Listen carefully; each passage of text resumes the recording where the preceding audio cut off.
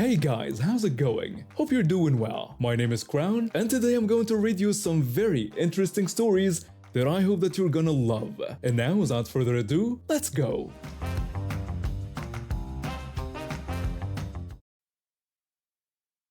My cousin and I have always been close. We grew up together, went to the same schools, and even ended up working at the same company for a while. When he got engaged last year, I was thrilled for him. His fiancée seemed sweet, and they looked happy together. Little did I know what was lurking beneath the surface. As the wedding day approached, I started noticing some odd behavior from the bride-to-be. She became increasingly controlling and obsessed with every tiny detail of the wedding. At first, I brushed it off as typical pre-wedding jitters, but things took a turn for the worse when she found out there were two other weddings scheduled at the same venue on their big day. I remember the day she discovered this information. We were at the venue for a final walkthrough when she overheard the manager talking about the other events. Karen, as I'll call her, immediately confronted the manager, demanding to know why there were other weddings on her day. The manager calmly explained that they often host multiple events in different halls. Karen became furious, insisting that it was unacceptable and that she wouldn't have other brides stealing her spotlight. The manager tried to reassure her that each event would be separate and wouldn't interfere with hers, but Karen wasn't satisfied. She demanded that the other weddings be cancelled, but the manager explained that it was impossible due to existing contracts. Karen stormed off, and I could see the wheels turning in her head. I tried to reason with her, telling her it wasn't a big deal and that she wouldn't even see the other weddings. But Karen snapped back, saying I didn't understand and that it was her special day, and she couldn't risk being outshined. I should have known then that she was planning something, but I never imagined it would go this far. On the day of the wedding, everything seemed normal at first. The ceremony was beautiful, and Karen looked stunning in her gown. But as we moved to the reception hall, I noticed her pull aside two of her cousins, big, burly guys who always gave me the creeps. I overheard Karen asking her cousins to do something for her. When they agreed, she told them about the other weddings and asked them to ruin them by making a scene and destroying decorations. One of the cousins hesitated, asking if she was sure, but Karen insisted, saying she couldn't have the other weddings stealing her thunder. I tried to intervene, but Karen's cousins had already slipped away. I debated what to do, torn between loyalty to my cousin and knowing this was seriously wrong. Before I could make a decision, I heard shouting and crashing sounds coming from the neighboring halls.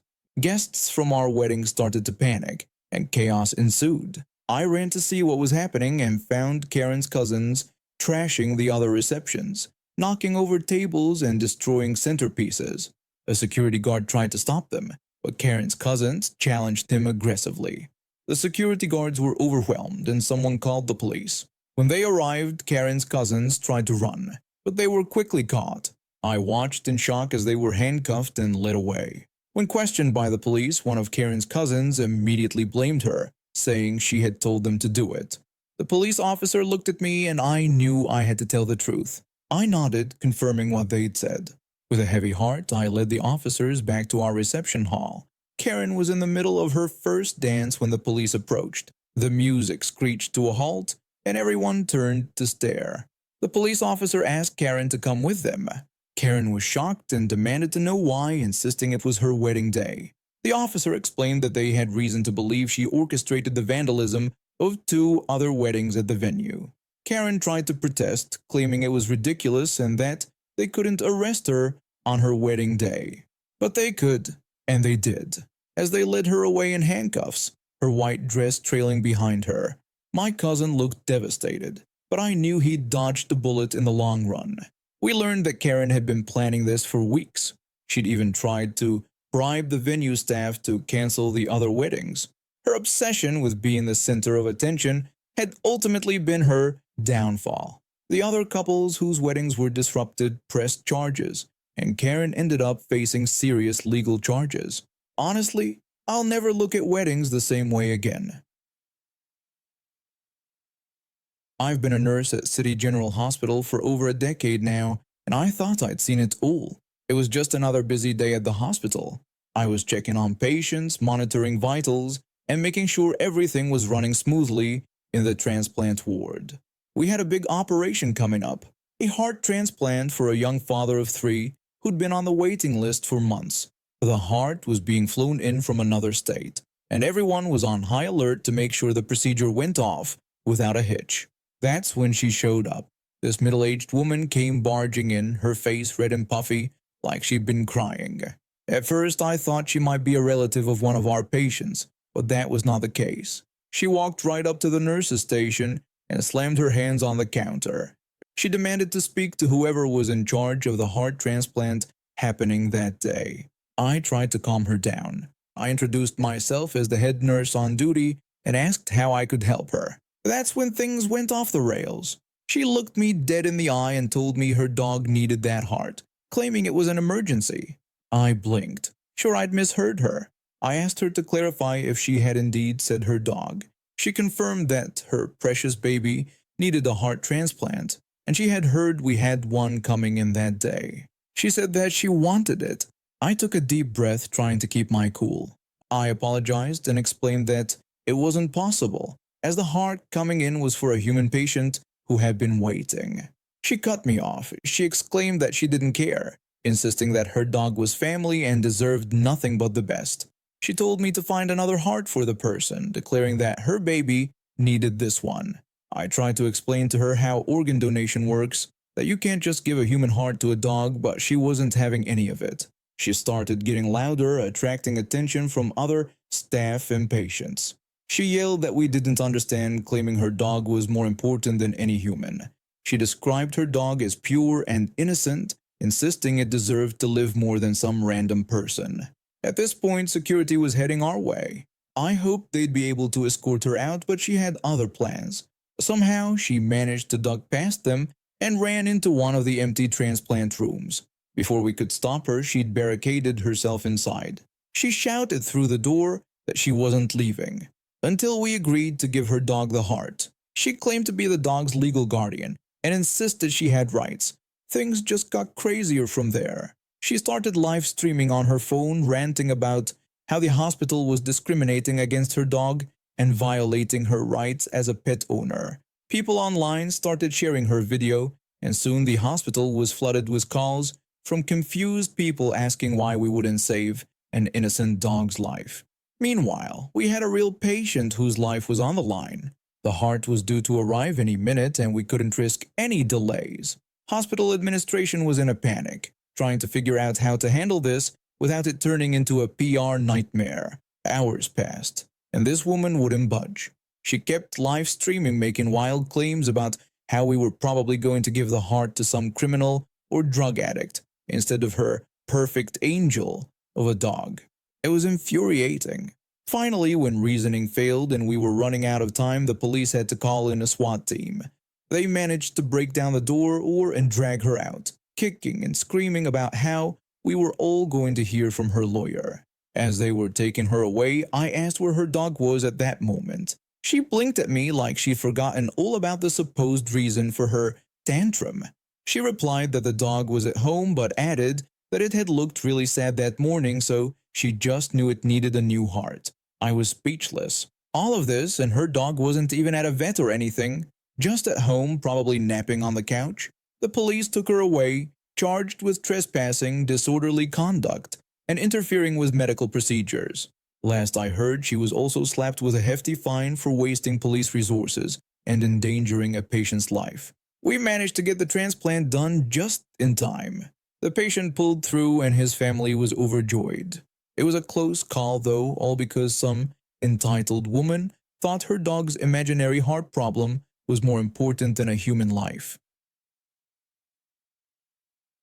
After graduating with a degree in communications, I spent months job hunting without much luck. Bills were piling up, and I was getting desperate. That's when I saw the ad for a banking call center position. Not my dream job, but it paid the bills, so I applied. Fast forward a year, and there I was, sitting in a cramped cubicle, headset on, staring at a computer screen. It wasn't glamorous, but I'd grown to appreciate the stability. Plus, my co-workers were pretty cool, which made the long hours more bearable. One Monday morning, our supervisor called an emergency meeting. Apparently, some new government regulation meant we had to collect tax ID numbers for all our business credit card accounts. And we had to do it fast, like impossibly fast. Our team was given a massive list of customers to call. The rules were simple: get the tax ID, switch them to a consumer card, or cancel their account. No exceptions, no delays. We only had 2 chances to reach each customer, and we couldn't leave messages. It was do or die. I won't lie, I was nervous. I mean, who wants to be the bearer of bad news to thousands of customers? But as I started making calls, I was pleasantly surprised. Most people were understanding, even friendly. Some were annoyed, sure, but they got it. It wasn't our fault after all. Then came the call that changed everything. The phone rang and rang. I was about to hang up when I heard that telltale pause and double ring. Someone had forwarded the call. I waited. When the call connected, I was greeted by an angry shout. The woman on the other end sounded furious, and I could hear a lot of background noise. It sounded like she was out shopping or something. I tried to introduce myself, but she cut me off immediately. She started yelling at me, demanding to know why I was calling her cell phone. She used some pretty colorful language, accusing me of being stupid and claiming she had told us people to never call this number. I attempted to explain that I hadn't called her cell phone directly, but she wouldn't let me get a word in. She accused me of lying and started shouting again. She emphasized that she used the credit card for everything and always paid it, so there was no reason for us to call her. I tried to interject, but before I could say anything more, she hung up on me. I sat there for a moment, stunned. In all my time at the call center, I'd never been spoken to like that. My hands were shaking a bit as I looked at my screen, trying to decide what to do next. Then it hit me. She'd said to never call her again, and our instructions were clear. If we couldn't get the information, we had to cancel the account. A little smile crept onto my face as I clicked the cancel button. In the notes section, I typed, "Customer did not provide the tax ID and demanded we never call her again." As I finished up, I couldn't help but imagine her out shopping, confidently handing over her credit card for a big purchase, only to have it declined. The thought gave me a little thrill of satisfaction. I know it might sound petty, but after months of dealing with difficult customers, it felt good to finally have a win. Plus, she brought it on herself with her rudeness and refusal to listen. The rest of my shift flew by, and I found myself recounting the story to my co-workers during our break. They all got a good laugh out of it, sharing their own Karen stories. As the days passed, I kept wondering if she'd try to call and complain, but nothing ever came of it. I guess she realized her mistake too late. One day, my wife got pregnant naturally just when we were about to give up. Our son was born healthy and happy. He's the spitting image of me. Same eyes, same smile. We couldn't have been more thrilled. Life was perfect for the first 5 years. Then one day, there's a knock at the door. I open it, and there's this guy I've never seen before. He immediately declared he was there to see his son. Confused, I told him he must have the wrong house, but he insisted this was the right place, claiming to be the biological father of my child. I was so shocked I couldn't speak for a moment. When I found my voice, I told him I didn't know who he was, but I was my son's father and he needed to leave. The man tried to explain that he had donated sperm years ago and believed my wife must have used it. He said he was there to claim his rights as a father. I told him that was impossible as we had conceived naturally and warned him to leave before I called the police. I slammed the door in his face. The guy started showing up everywhere. He'd be waiting outside our house, following us to the park, even trying to pick up our son from school. One day at the grocery store, the man approached us, calling out to my son and telling him to come give his real dad a hug. My son, confused, asked me who the man was. I quickly told him it was nobody and we needed to go. The man shouted after us, telling my son not to listen to me and claiming I was keeping him from his true father. I grabbed my son and rushed out of there. We got a restraining order, but that didn't stop him. He kept claiming he was the real father, telling everyone who would listen that we were keeping his child from him. We even did a DNA test to prove once and for all that he wasn't the father. The results came back exactly as we knew they would. I was the biological father, but even that didn't stop him. He accused us of faking the test to keep his son away from him. It got so bad we had to have a meeting with our son's school.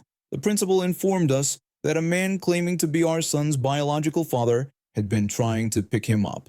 I explained that the man wasn't his father and we had a restraining order against him.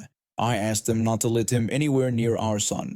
The teacher mentioned that he'd been telling other parents we were keeping his child from him, causing quite a stir.